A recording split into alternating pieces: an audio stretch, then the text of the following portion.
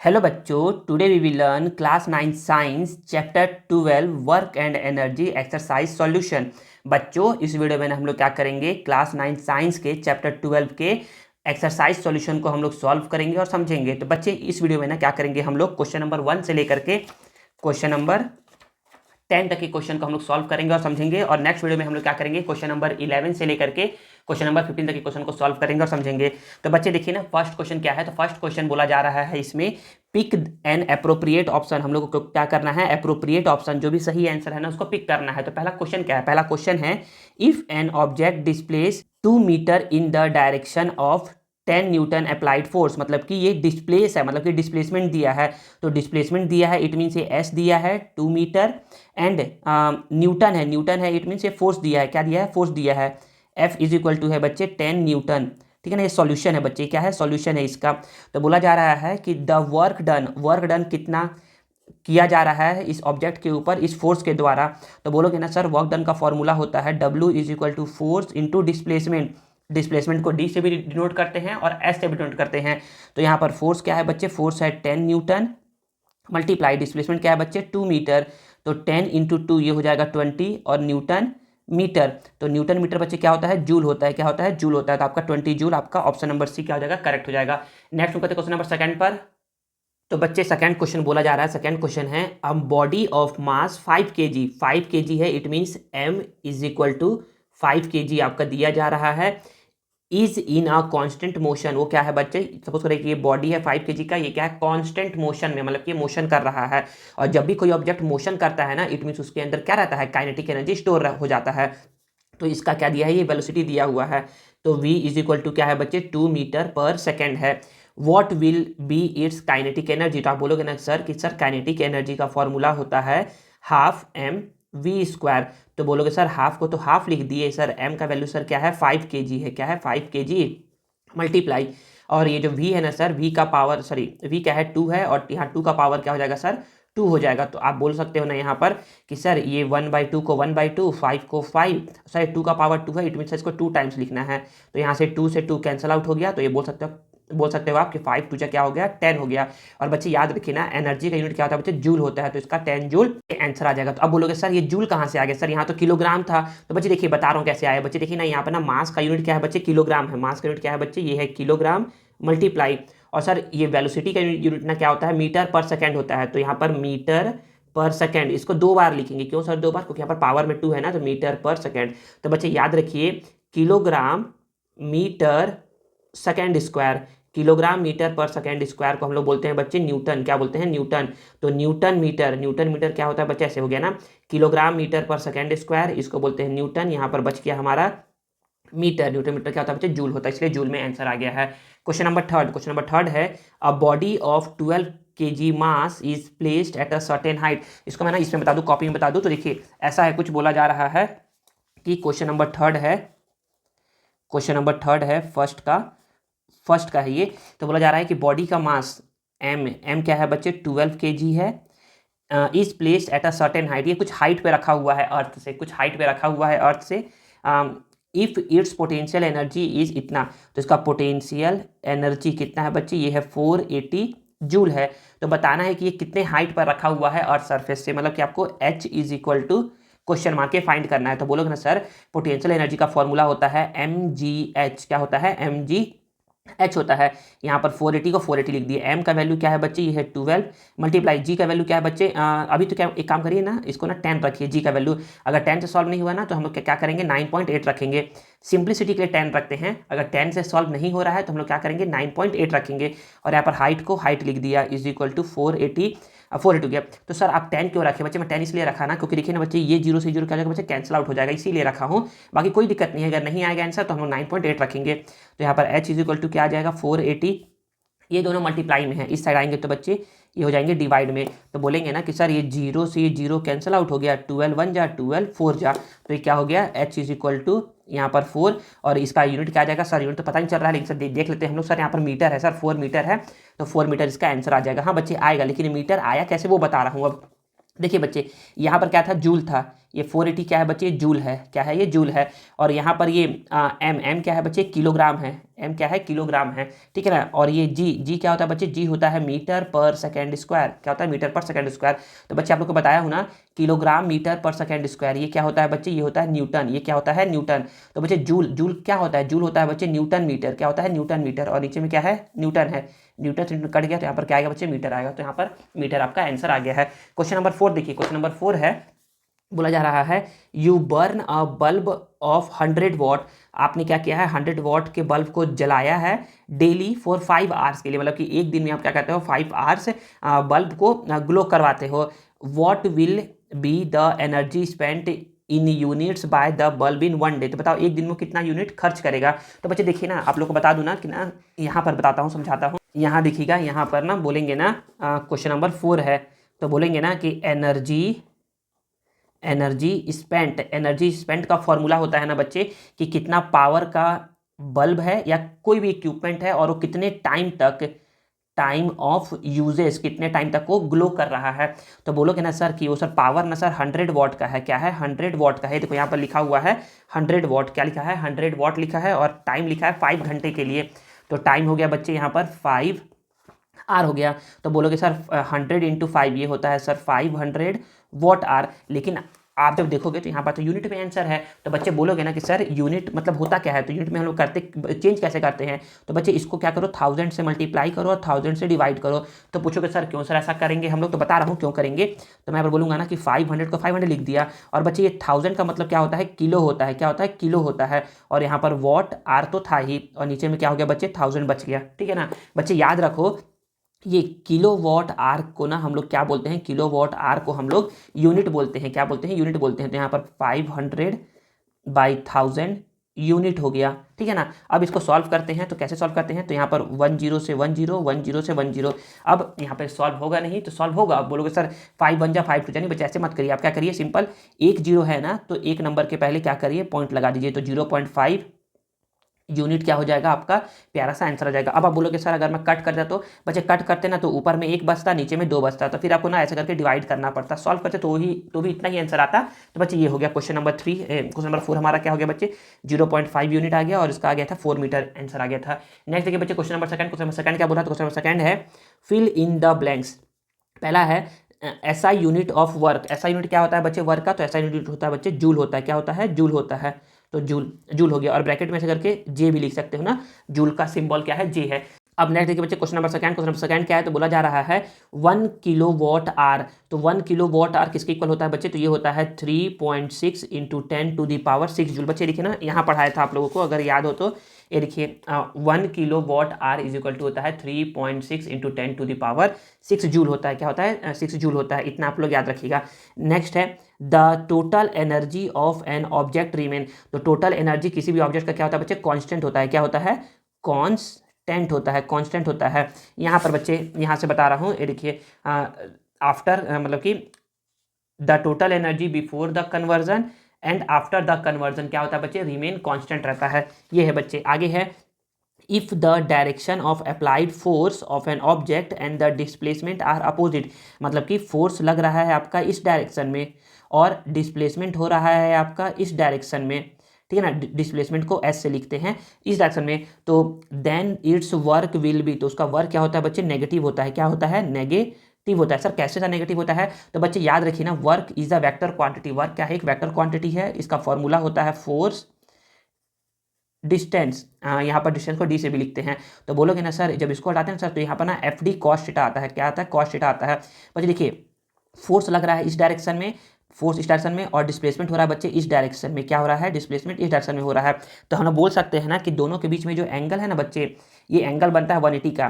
तो यहाँ पर जब थीटा इज इक्वल, जब आप 180 रखोगे ना, तो ना यहाँ पर क्या आता है, theta is equal sorry cos 180। Cos 180 का वैल्यू सर -1 होता है। क्या होता है, -1 होता है। इसलिए यहाँ पर माइनस एफ डी। तो वर्क डन क्या आता है बच्चे, नेगेटिव आता है, इसलिए यहाँ पर नेगेटिव आंसर लिखा हुआ है। क्वेश्चन नंबर 3 को हम लोग पढ़ते हैं और समझते हैं। तो देखिए बच्चे क्वेश्चन नंबर 3 क्या बोल रहा है, क्वेश्चन नंबर 3 है what do you understand by kinetic energy. तो काइनेटिक एनर्जी से आप क्या समझते हैं? तो बच्चे ये देखिए ना, यहाँ पर ना लिखा हुआ है the energy contain in an object due to its motion is called kinetic energy. तो बच्चे या तो आप ऐसा पढ़ सकते हैं, या फिर मैंने ना इसी चैप्टर का जब आप क्या करोगे पार्ट 2 देखोगे ना, पार्ट टू तो उसमें क्या है बच्चे, मैंने ना आप लोग को ना काइनेटिक एनर्जी के बारे में बताया है और establish the equation for kinetic energy of an object in motion, और कैसे हम लोग ना kinetic energy is equal to K is equal to half M V square, K is equal to half M V square आता है, वो बताया है। तो आप लोग उस वीडियो को प्रेफर कर सकते हो इसके आंसर के लिए। मैंने आप लोग को बताया है ना उस वीडियो में, पार्ट टू वाले वीडियो में फोर्थ क्वेश्चन है the energy consumed in a house is 250 units. मतलब कि किसी घर में ना एनर्जी खर्च हुआ है एक मंथ में 250 यूनिट्स का। How much will be it's joule. बताओ ये जूल में कितना होगा। तो बच्चे यहाँ पर मैं बोल सकता हूँ कि फोर्थ है, यहाँ पर समझिएगा कि क्वेश्चन नंबर फोर्थ का सॉल्यूशन है क्वेश्चन फोर्थ। तो देखिएगा ना, यहाँ पर बोला जा रहा है ना कि टोटल एनर्जी कंज्यूम कितना हुआ है, एनर्जी कंज्यूम्ड बच्चे कितना हुआ है, 250 यूनिट्स हुआ है। तो अभी बताया था आप लोग को बच्चे कि कितना यूनिट्स को क्या बोलते हैं, किलो वॉट आर बोलते हैं। तो यहाँ पर मैं लिख दिया 250 किलो वॉट आर। इसको पूछ रहे हैं ना, बताइए जूल में कितना होगा। तो जूल में चेंज करने के लिए बच्चे पहले ना यहाँ पर 250 को 250 लिखो, किलो का मतलब होता है बच्चे 1000, क्या होता है 1000। वॉट को हम लोग बच्चे बोलते हैं जूल पर सेकंड बोलते हैं, ठीक है ना। और आर, एक आर में कितने सेकंड होते हैं, तो 3600 सेकंड होते हैं। तो सर आप ऐसा क्यों कर रहे हैं, तो बच्चे इसलिए कर रहा हूँ ना ताकि सेकंड से सेकंड कट हो जाए और यहाँ पर हमारा आंसर किस में आए, जूल में आए, ठीक है। तो यहाँ पर मैं बोलूँगा ना, यहाँ पर ना 25 को 25 लिख दिया, यहाँ पर 1 2 3 4 5 6 मल्टीप्लाई 36 और 10⁶ जूल हो गया। अब दोनों को मल्टीप्लाई करवाते हैं तो बोलोगे ना सर कि 25 6 150 होता है, कितना होता है 150। तो 150 का जीरो लिख दिया और कैरी 15, और 25 मल्टीप्लाई 3 होता है 75, और 75 प्लस 15 ये होता है 90। तो यहाँ पर क्या आ गया 900, और यहाँ पर 10⁶ जूल। कभी भी ना बच्चे हम लोग ना इसको ना स्टैंडर्ड फॉर्म में लिखते हैं। स्टैंडर्ड फॉर्म क्या होता है, स्टैंडर्ड फॉर्म होता है ना कि ना वैल्यू जो होता है ना 1 से लेकर के 10 के बीच में रहता है। तो इसको हम लोग लिखेंगे 9 मल्टीप्लाई 10, और यहाँ पर 2 जीरो आ गया, तो यहाँ पर 6 है, तो यहाँ पर क्या जाएगा 8। तो 9 × 10⁸ जूल इस क्या है क्वेश्चन का आंसर है। तो क्वेश्चन नंबर 4 यहाँ कंप्लीट हो गया। नेक्स्ट देखिए बच्चे क्वेश्चन नंबर 5। क्वेश्चन नंबर 5 क्या बोला, क्वेश्चन नंबर 5 है what is energy conversion law. Energy conservation law क्या है। तो बोलोगे ना sir according to energy conservation law energy can neither be created nor be destroy, it can be converted from one form to another form, therefore the total energy before the conversion and after the conversion remain constant. यही होता है बच्चे energy conservation law. ये आप लोग यहाँ से देख करके बोल सकते हो ना, ये वाला क्वेश्चन जो 6 पॉइंट है ना, इससे आप लोग अपना आंसर दे करके बोल सकते हो। यहाँ एक्सप्लेन करना है तो बता दिए हम लोग। अगर ये 2 नंबर के क्वेश्चन में आता है तो आप इतना लिख दोगे तो सफिशिएंट है। अगर 3 to 4 मार्क्स में आएगा ना, तो मैंने क्या किया है, मेरा पर क्या करेगा पार्ट थर्ड। तो पार्ट थर्ड वीडियो मैंने बताया है ना कि कैसे एनर्जी कंजर्व रहता है, उसके बारे में मैंने थोड़ा डेरिवेशन करके दिखाया है आप लोग को। Kinetic energy plus potential energy का सम क्या होता है बच्चे, ईच एंड एवरी पॉइंट पे क्या होता है, इक्वल रहता है, कांस्टेंट रहता है। आगे है बच्चे the potential energy of a freely falling body drop gradually. मतलब कि सपोज करो कि ये क्या है, एक बॉडी है, इस देखिए ये इस सरफेस से ये इस हाइट पर है, इसका मतलब इसके अंदर क्या है बच्चे, पोटेंशियल एनर्जी है, और ये रुका हुआ है। इट मीन्स इस पॉइंट पे काइनेटिक एनर्जी 0 है लेकिन पोटेंशियल एनर्जी है, ठीक है ना। Of a freely falling body drops gradually, इसको मैं ड्रॉप करूंगा, क्या करूंगा, ड्रॉप करूंगा। ड्रॉप करना मतलब होता है फ्रीली फॉलिंग होता है। फ्रीली फॉलिंग मतलब होता है कि बिना फोर्स लगाए ऐसे मैं ड्रॉप नहीं करूंगा, मैं बस ड्रॉप करूंगा ऐसे, इसको बोलते हैं फ्रीली फॉलिंग। तो जब मैं ऐसे ड्रॉप करूंगा ना, तो क्या होगा ये ना कि ना अभी तो इसके पास पोटेंशियल एनर्जी है और काइनेटिक एनर्जी क्या है, 0 है। और जैसे जैसे ये ड्रॉप होगा, जैसे जैसे नीचे आएगा ना, इसका पोटेंशियल एनर्जी क्या होते जाएगा बच्चे, वो चेंज होते जाएगा, मतलब कि कम होते जाएगा, और इसका क्या बढ़ते जाएगा, इसका इंक्रीज होते जाएगा बच्चे, काइनेटिक एनर्जी। तो पोटेंशियल एनर्जी जो होता है ना बच्चे, वो क्या होता है, काइनेटिक एनर्जी में कन्वर्ट होते जाता है। और इस तरीके से क्या होता है बच्चे, जो एनर्जी है ना वो क्या रहता है, कॉन्स्टेंट रहता है। तो बोला जा रहा है the potential energy of a freely falling body drops gradually, does it contradict the law of energy conservation. तो नहीं बच्चे, आप बोलोगे ना, इसका आंसर बोलोगे, मतलब बोलना ये चाह रहा है ना कि क्या ये कॉन्ट्राडिक्ट करता है, कॉन्ट्राडिक्ट मतलब होता है ना बच्चे, विरोधाभास होता है। आप लोग को समझ में नहीं आएगा विरोधाभास मतलब इतना समझिए ना कि क्या ये लॉ ऑफ एनर्जी कंजर्वेशन को ये वायलेट करता है। मतलब वायलेट मतलब बोलता है कि गलत है क्या, तो नहीं बच्चे ये बिल्कुल गलत नहीं बोलता है। तो आप इसका आंसर बोलोगे ना, the potential energy of a freely falling body drops gradually, it does not contradict the law of energy conservation because the decreasing potential energy is converted into increasing kinetic energy। मतलब कि जो kinetic energy increase हो रहा है ना बच्चे, वो कैसे इंक्रीज हो रहा है, वो पोटेंशियल एनर्जी के डिक्रीज होने से। पोटेंशियल एनर्जी के डिक्रीज होने से क्या होता है बच्चे, काइनेटिक एनर्जी इंक्रीज हो रहा है, and thus the whole energy of the system is conserved. यही क्या है बच्चे, इसका आंसर है। या फिर आप इसका आंसर यहां से बोल सकते हैं ना, ये देखिए यहां से बोलोगे आप, ये देखिए यहां पे बोलोगे, the decrease in potential energy is converted to increase the kinetic energy of that object, therefore the total energy of universe remain constant. ये है बच्चे बोलने का मतलब। ठीक है बच्चे, तो यहां पर क्या हो गया हमारा क्वेश्चन नंबर 5 का आंसर हो गया है। नेक्स्ट देखिए बच्चे क्वेश्चन नंबर 6। क्वेश्चन नंबर 6 क्या बोला, तो क्वेश्चन नंबर 6 है explain potential energy and establish it's equation. तो एक्सप्लेन करना है पोटेंशियल एनर्जी बच्चे। तो पोटेंशियल एनर्जी का यहाँ पर हम लोग को पता है, देखिए पोटेंशियल एनर्जी यहाँ पर बताया जा रहा है, द एनर्जी 0.5 बताया जा रहा है। तो आप इसको प्रेफर कर सकते हो, या फिर जब मैंने क्या किया था आप लोग को पार्ट 3 बताया था इसी चैप्टर का, जब मैंने पार्ट 3 बताया था ना, तो उसमें मैंने बताया था आप लोग को पोटेंशियल एनर्जी के बारे में, और साथ ही साथ उसके इक्वेशन की, कैसे उसका इक्वेशन आता है उसके बारे में बताया था। ठीक है, तो आप लोग उस वीडियो को देख सकते हो जाकर के। क्वेश्चन नंबर 7 है। क्वेश्चन नंबर 7 बोला जा रहा है, if the velocity of a particle is double. चलिए मेरे को क्या करना पड़ेगा, उसको कॉपी में बताना पड़ेगा, तो मैं कॉपी में लिख लेता हूँ फिर समझाता हूँ। तो देखिए बच्चे क्वेश्चन नंबर 7 का जो ए है ना, यहाँ पर नोट डाउन ऐसे बोला जा रहा है ना, if the velocity of a particle is double, कि हम लोग क्या कर रहे हैं, वेलोसिटी हम लोग बोल रहे हैं ना कि वेलोसिटी जो है ना वी डैश, इसको मैं वी डैश बोल दिया कि ना नया वेलोसिटी है, वो क्या कर रहे हैं बच्चे, डबल कर दें। डबल मतलब कि 2 टाइम्स कर दे रहे हैं पहले वाले का। पहले वाला क्या है, वी है, तो ये क्या हो गया, वी डैश क्या हो गया बच्चे, 2v हो गया। What will be it's kinetic energy. तो बच्चे काइनेटिक एनर्जी का फॉर्मूला होता है ये, काइनेटिक एनर्जी होता है हाफ एम वी स्क्वायर। तो बच्चे तो नया काइनेटिक एनर्जी क्या हो जाएगा, तो आप बोलोगे ना कि नया काइनेटिक एनर्जी डैश, ये हो जाएगा बच्चे half m v dash square.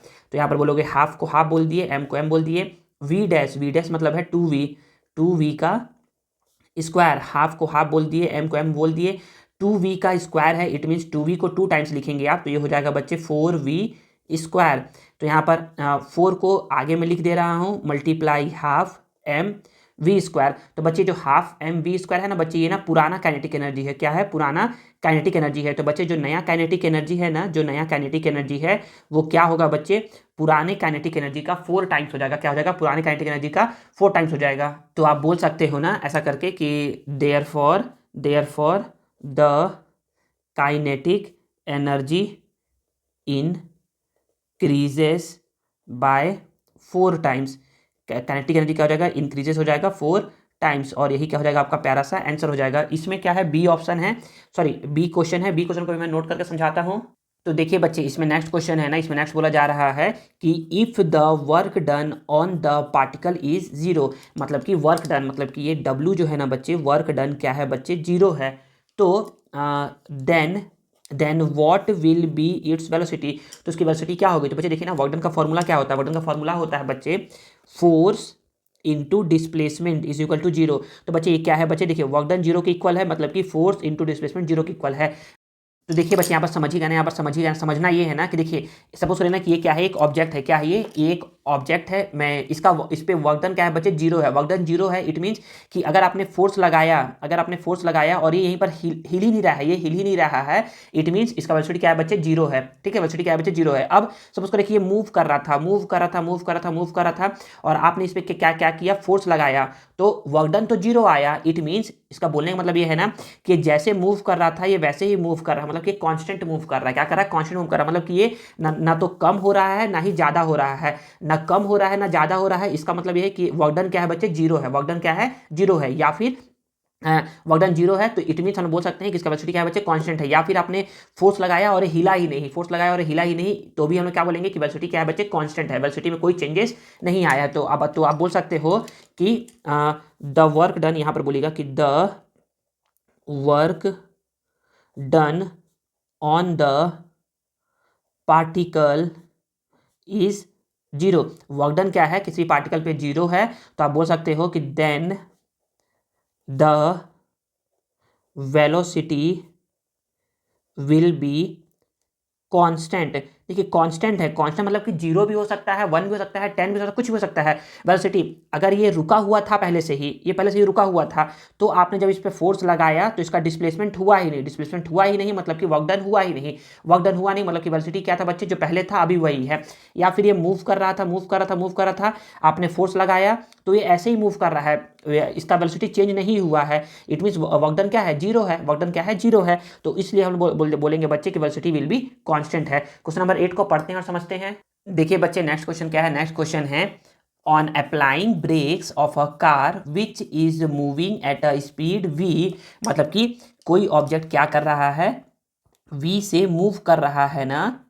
It stops after covering a distance D. मतलब कि ये डी डिस्टेंस कवर करके क्या हो जा रहा है, इसका वेलोसिटी जीरो हो जा रहा है। ठीक है, आगे बोला जा रहा है calculate what will be the distance cover. बताना है कि कितना डिस्टेंस कवर करेगा by the car after applying brake, brake लगाने के बाद, if it was moving at a speed of 2v। मतलब कि जब क्या करोगे आप, 2v स्पीड से अगर कोई कार मूव कर रहा है तो वो ब्रेक लगाएगा तो कितने डिस्टेंस पर जा करके उसका वेलोसिटी क्या हो जाएगा, जीरो हो जाएगा। ये बताना है, मतलब कि डी बताना है इस केस में क्या होगा। मतलब कि जब एक कार v वेलोसिटी से जा रहा था तो आपने ब्रेक लगाया तो वो क्या हो गया, डी डिस्टेंस जा करके वो रुक गया। ठीक है ना। अब बोला जा रहा है कि अब कोई कार 2v के स्पीड से जा रहा है और अब आपने ब्रेक लगाया है, तो बताओ कितना दूर जा करके रुकेगा।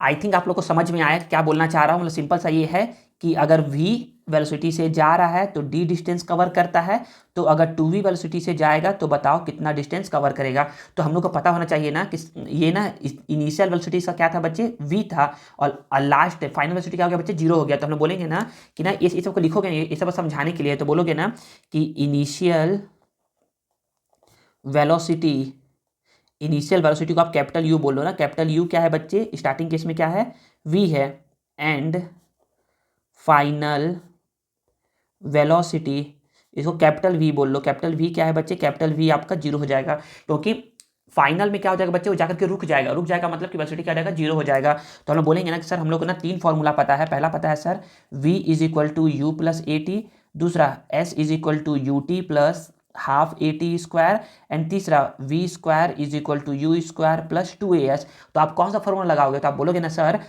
कि सर यहाँ पर ना डिस्टेंस का बात कर रहा है और वेलोसिटी का बात कर रहा है, सर यहाँ पर डिस्टेंस है ही नहीं, सर इसको लगाएंगे ही नहीं। तो बोलोगे सर इसमें डिस्टेंस है और सर इसमें ना वेलोसिटी भी है, लेकिन सर इसमें टाइम कहीं पर भी नहीं है, तो सर इसको भी यूज़ नहीं करेंगे। सर इसमें वेलोसिटी है और सर इसमें डिस्टेंस है, सर हाँ सर इसको यूज़ कर सकते हैं। तो हम बोलेंगे ना कि since v square is equal to u square plus 2as होता है। तो बोलोगे सर आपने तो लगाया है ब्रेक, और जब ब्रेक लगाते हैं ना बच्चे तो ए की जगह क्या यूज़ होता है बच्चे, माइनस ए यूज़ होता है। क्यों सर, ये है बच्चे रिटार्डेशन। क्या है ये, रिटार्डेशन है। ए की जगह क्या यूज़ होगा बच्चे, माइनस ए यूज़ होगा।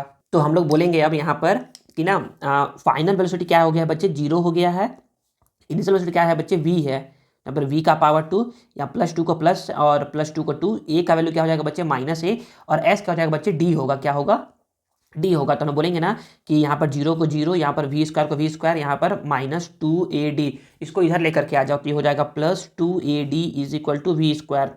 तो d क्या हो जाएगा बच्चे, v स्क्वायर बाई 2a हो जाएगा। मतलब कि जब कोई ऑब्जेक्ट v वेलोसिटी से मूव करेगा ना, और जब उस पर आप ब्रेक लगा दोगे ना, तो वो इतना डिस्टेंस जा करके रुक जाएगा। अब अकॉर्डिंग टू क्वेश्चन क्या बोला जा रहा है, तो बोलोगे ना अकॉर्डिंग टू क्वेश्चन। अब क्या है बच्चे, अब जो है ना ये जो v डैश है, कैपिटल v डैश है ना, कैपिटल v डैश है ना, वो क्या हो जा रहा है बच्चे, 2v हो जा रहा है। क्या हो जा रहा है, 2v हो जा रहा है। सॉरी ना, यहाँ पर ना v नहीं होगा, क्या होगा, u होगा। कैपिटल u डैश क्या हो जा रहा है बच्चे, वो 2v हो जा रहा है। और v डैश मतलब कि फाइनल वेलोसिटी क्या होगा बच्चे, जीरो ही होगा, क्योंकि ये भी जाकर के रुक रहा है। तो हम लोग बोलेंगे ना कि देयरफॉर आप फिर से फॉर्मूला लगाओगे तो आप बोलोगे ना कि ना, या फिर डायरेक्ट ये फॉर्मूला लगा दो, तो बोलोगे ना कि therefore d is equal to होता है बच्चे v स्क्वायर बाई 2a होता है। लेकिन इस बार जो v है ना बच्चे, इस बार जो v है, या फिर आप ऐसे समझ में नहीं आएगा आप लोग को, आप लोग ऐसे करिए, आप बोलोगे ना कि सिंस यहाँ पर बोलोगे कि sir v square is equal to u square plus 2as होता है। तो v का वैल्यू क्या होगा, जीरो होगा। u का वैल्यू क्या है बच्चे, इस बार 2v है, क्या है, 2v का स्क्वायर प्लस को प्लस लिख दिए, 2 को 2 लिख दिए, ए को हम लोग ए ही लिखेंगे, ए को हम लोग माइनस ए लिखेंगे और एस को हम लोग क्या लिखेंगे बच्चे, डी लिखेंगे। तो हम लोग बोलेंगे कि 0 को 0 लिख दिए, ये हो जाएगा बच्चे 4v², ये हो जाएगा -2ad। तो 0 को 0 बोल दिए, यहाँ पर 4v² और ये माइनस में है ना बच्चे, इस साइड आएगा तो प्लस में हो जाएगा 2ad, ठीक है ना।